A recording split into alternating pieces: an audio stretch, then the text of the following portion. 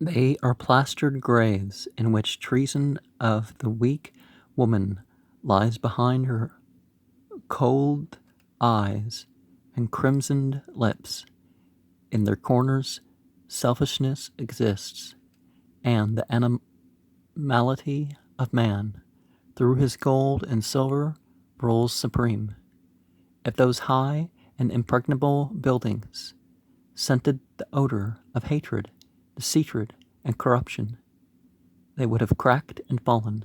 The poor villager looks upon those residences with tearful eyes, but when he finds that the hearts of the occupants are empty of that pure love that exists in the heart of his wife and fills its domain, he will smile and go back to his fields contented.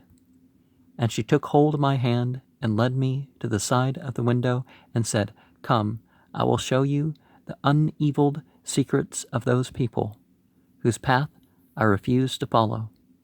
Look at that palace with the giant columns. In it lives a rich man who had inherited his gold from his father. After having led a life of filth and putrefaction, he married a woman about whom he knew nothing except that her father was one of the Sultan's dignitaries. As soon as the wedding trip was over, he became disgusted and commenced associations with women who sell their bodies for pieces of silver. His wife was left alone in that palace, like an empty bottle left by a drunkard. She cried and suffered for the first time. Then she realized that her tears were more precious than her degenerate husband. Now she is busying herself in the love and devotion of a young man upon whom she showers her joyous hours, and into whose heart she pours her sincere love and affection." So, she's not much better. "Let me take you down to that gorgeous home surrounded by beautiful gardens. It is the home of a man who comes from a noble family which ruled the country for many generations, but whose standards, wealth, and prestige have declined due to their indulgence in mad spending and slothfulness. A few years ago this man married an ugly but rich woman.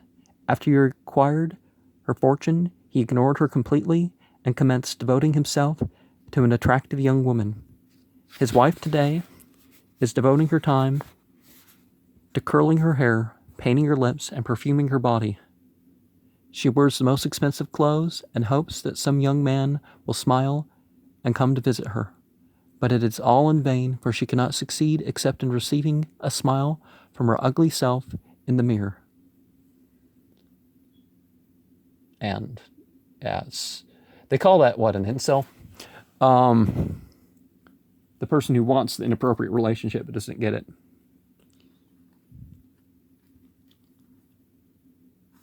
Observe that big manor, encircled with marble statuary.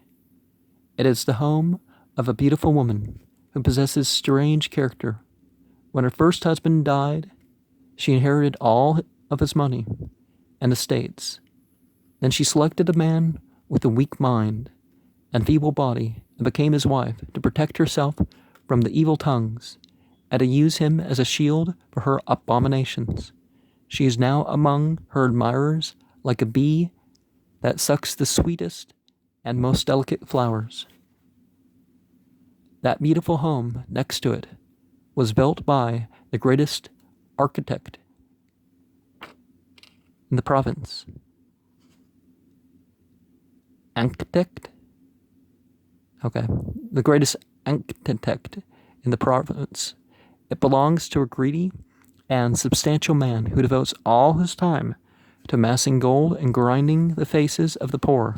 He has a wife of supernatural beauty, bodily and spiritually, but she, like the rest, a victim of early marriage. Her father committed a crime by giving her away to a man before she attained understanding age. Well, if we're waiting till 30 or whatever, really, when we reach marriageable age, we should have taken accountability for ourselves, placing on her neck a heavy yoke of corrupt marriage. She is thin and pale now, and cannot find an outlet for her imprisoned affection. She is sinking slowly and craving for death to free her from the mesh of slavery and deliver her from a man who spends his life gathering gold and cursing the hour he married a barren woman who could not bring him a child to carry on his name and inherit his money. And, wow, if she's so good spiritually, well, fine, she's behaved herself, but what she should want is her husband to be a good man.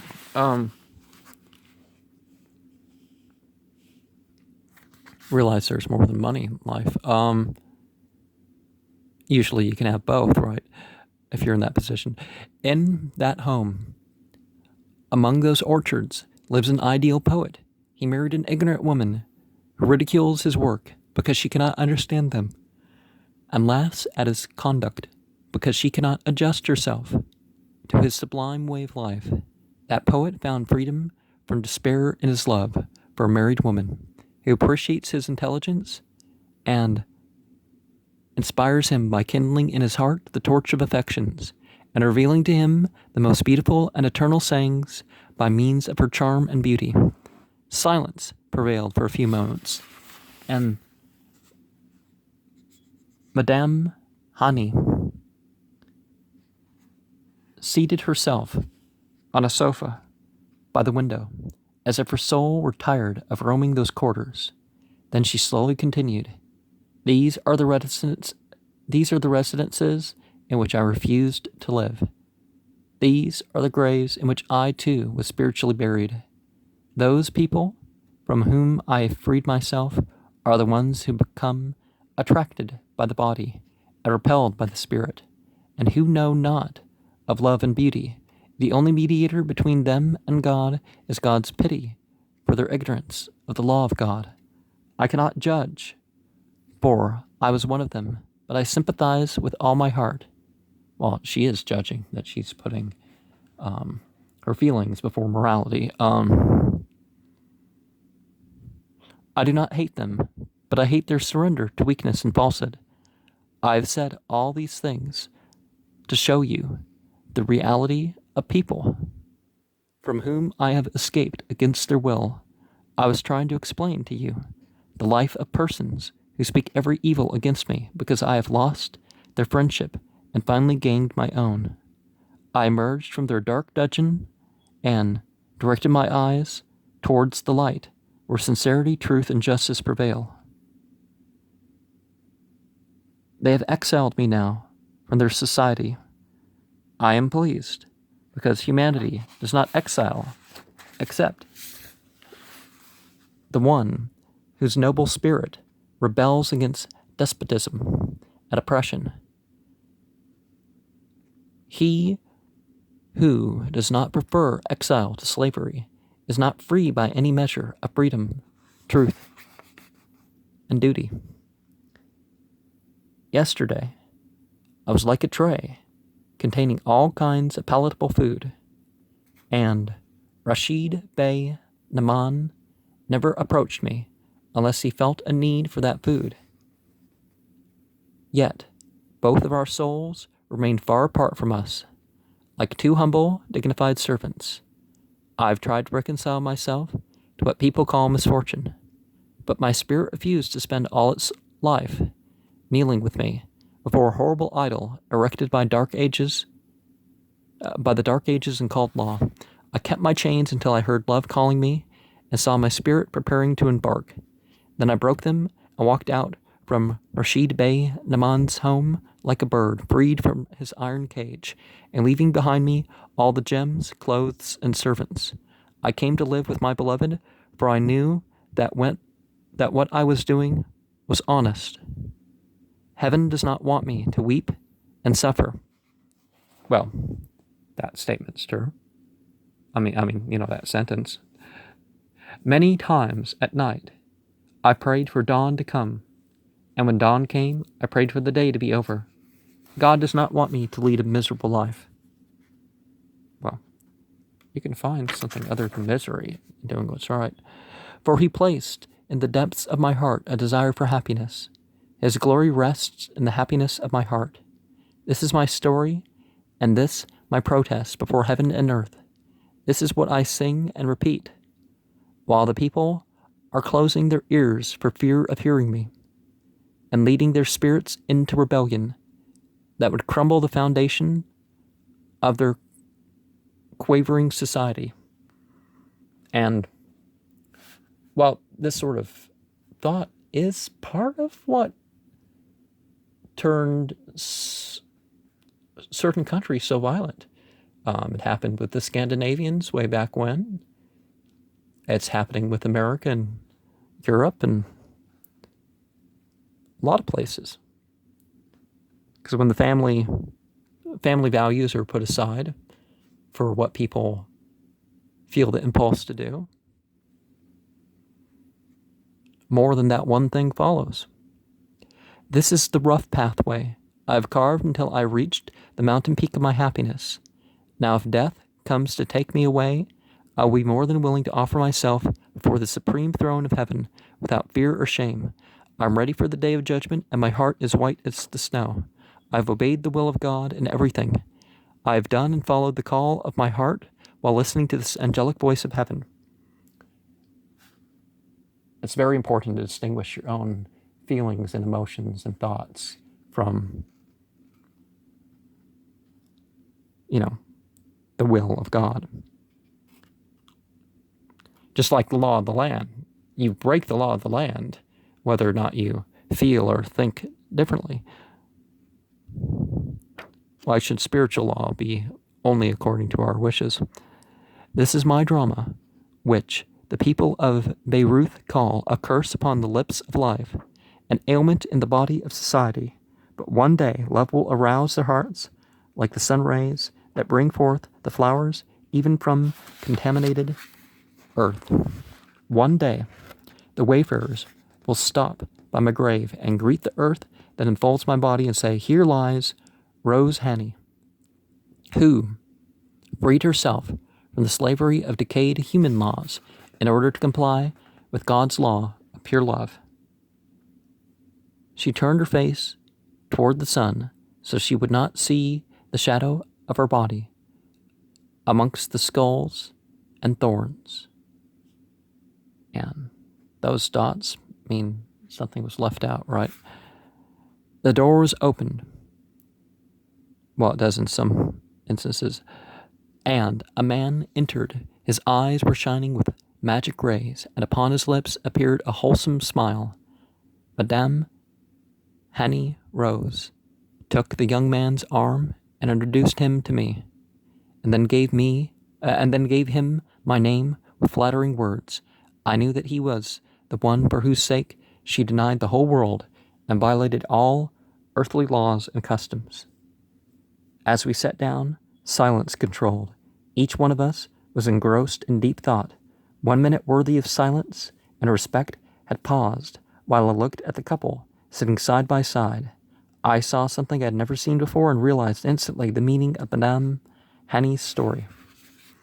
I comprehended the secret of her protest against a society which persecutes those who rebel against confining laws and customs before determining the cause for the rebellion. People will offer all sorts of excuses for all sorts of disobedience and disbelief, but I saw one heavenly spirit before me, composed of two beautiful and united persons, in the midst of which stood the God of love, stretching his wings over them to protect them from evil tongues. I found a complete understanding emanating from two smiling faces, illumined by sincerity and surrounded by virtue. For the first time in my life, I found the phantom of happiness standing between a man and a woman, cursed by religion and opposed by the law. And if God is love, then love of evil and ignorance is just God.